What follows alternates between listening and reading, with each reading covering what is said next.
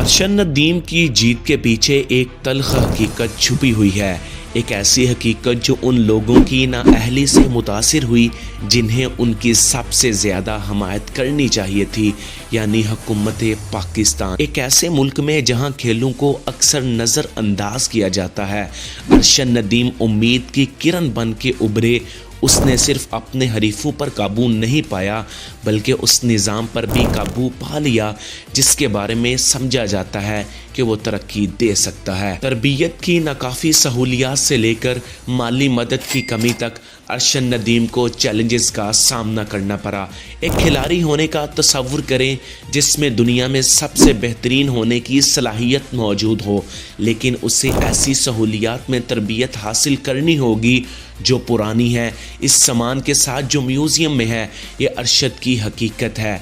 इन हालात के बावजूद वो आगे बढ़ा, एक अंदरूनी आग से चिल्लाया जिसे वो सरकारी अहलकार कभी भी बुझा नहीं सकते। ये एक अलमिया है।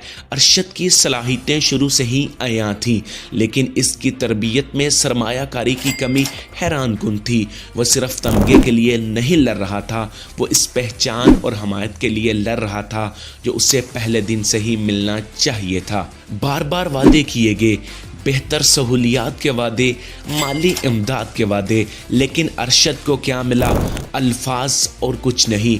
इक़्तिदार में रहने वाले लोगों की नाअहली आया थी, लेकिन वो अपनी हदूद में आलमी मयार के टैलेंट को पहचानने और परवान चढ़ाने में नाकाम रहे। और फिर भी अरशद नदीम ने वो किया जो बहुत कम कर सकते हैं। वो जीत गए, उसकी हुकूमत की वजह से नहीं बल्कि अपनी अनथक मेहनत और जुस्तजू की वजह से आलमी मयार में अपना आला नाम पैदा किया। इसकी जीत ने मुल्क भर में जश्न का आगाज़ किया, लेकिन इससे सवाल उठते हैं कि मज़ीद अरशद नदीम कितने हैं?